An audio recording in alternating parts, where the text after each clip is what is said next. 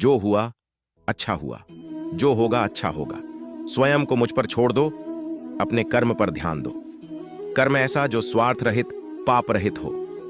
कृष्ण ने दुष्टों को भी अपनी गलती सुधारने का मौका दिया, क्योंकि वो किसी मनुष्य को नहीं, उसके अंदर के बुराई को मारना चाहते थे। संदेह की स्याही से संबंध के पृष्ठ पर कभी शुभ अंकित नहीं होता, इसलिए अपने मन के विचार और संबंधों का आधार दोनों ही शुभ रखें। मोहग्रस्त होकर अपने कर्तव्य पथ से हट जाना मूर्खता है, क्योंकि इससे ना तो तुम्हें स्वर्ग की प्राप्ति होगी और ना ही तुम्हारी कीर्ति बढ़ेगी। इस भौतिक संसार का यह नियम है, जो वस्तु उत्पन्न होती है, कुछ काल तक रहती है, अंत में लुप्त हो जाती है, चाहे वे शरीर हो या फल हो। यदि कोई व्यक्ति प्रेम से, भक्ति से पुष्प, फल, जल भी मुझ पर चढ़ा दे, तो उसी भाव से उसे स्वीकार करता हूं। वह मेरा प्रिय भक्त होता है। उससे मत डरो जो वास्तविक नहीं है, न कभी था न कभी होगा। जो वास्तविक है वो हमेशा था और उसे कभी नष्ट नहीं किया जा सकता। जीवन में आधे दुख इस कारण जन्म लेते हैं, क्योंकि हमारी आशाएं बड़ी होती हैं। इन आशाओं का त्याग करके देखो, जीवन में सुख ही सुख है। अपने परम भक्तों, जो हमेशा मेरा स्मरण या एक चित्त मन से मेरा पूजन करते हैं, मैं व्यक्तिगत रूप से उनके कल्याण का उत्तरदायित्व लेता हूँ। जन्म लेने वाले के लिए मृत्यु उतनी ही निश्चित है जितना कि मृत होने वाले के लिए जन्म लेना। इसलिए जो अपरिहार्य है उस पर शोक मत करो। श्री कृष्ण ने कहा है, अगर तुम्हें किसी ने दुखी किया है तो बुरा मत मानना। लोग उसी पेड़ पर पत्थर मारते हैं जिस पेड़ पर ज्यादा मीठे फल होते हैं। अंतकाल में जो मनुष्य मेरा स्मरण करते हुए देह त्याग करता है, वह मेरी शरण में आता है। इसलिए मन, अंतकाल में जो मनुष्य मेरा स्मरण करते हुए देह त्याग करता है, वह मेरी शरण में आता है।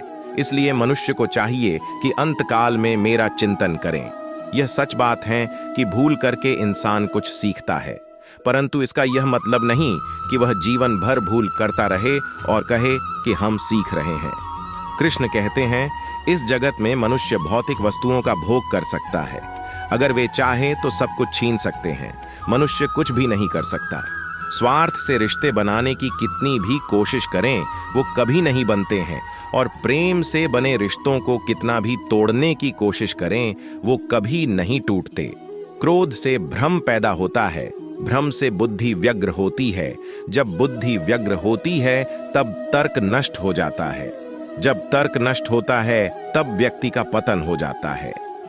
आत्मा न तो जन्म लेती है, न कभी मरती है, और ना ही इसे कभी जलाया जा सकता है, ना ही पानी से गीला किया जा सकता है। आत्मा अमर और अविनाशी है। अगर व्यक्ति शिक्षा से पहले संस्कार, व्यापार से पहले व्यवहार और भगवान से पहले माता पिता को पहचान ले, तो जिंदगी में कभी कोई कठिनाई नहीं आएगी। विषयों का चिंतन करने से विषयों की आसक्ति होती है, आसक्ति से इच्छा उत्पन्न होती है, और इच्छा से क्रोध होता है, क्रोध से सम्मोहन और अविवेक उत्पन्न होता है। कृष्ण कहते हैं, जैसे प्राणी अपने पुराने कपड़ों उतार कर फेंक देता है, नए को धारण करता है, उसी प्रकार यह आत्मा पुराने शरीर से त्याग करके नया शरीर प्राप्त करती है। तुम उसके लिए शोक करते हो जो शोक करने के योग्य नहीं है, और फिर भी ज्ञान की बातें करते हो। बुद्धिमान व्यक्ति न जीवित और न ही मृत व्यक्ति के लिए शोक करते हैं। मन की गतिविधियों, होश, श्वास और भावनाओं के माध्यम से भगवान की शक्ति सदा तुम्हारे साथ है और लगातार तुम्हें बस एक साधन की तरह प्रयोग कर सभी कार्य कर रही है। हर किसी के अंदर अपनी ताकत और अपनी कमजोरी होती है। मछली जंगल में नहीं दौड़ सकती और शेर पानी में राजा नहीं बन सकता। इसलिए अहमियत सभी को देनी चाहिए। धर्म युद्ध में कोई भी व्यक्ति निष्पक्ष नहीं रह सकता है। धर्म युद्ध में जो व्यक्ति धर्म के साथ नहीं खड़ा है, इसका मतलब है वह अधर्म का साथ दे रहा है, वह अधर्म के साथ खड़ा है। दोस्तों, वीडियो पसंद आए तो लाइक फॉलो जरूर करें और वीडियो को शेयर जरूर करें और एक प्यारा सा कमेंट जरूर से करें। अपना प्यार बनाए रखें।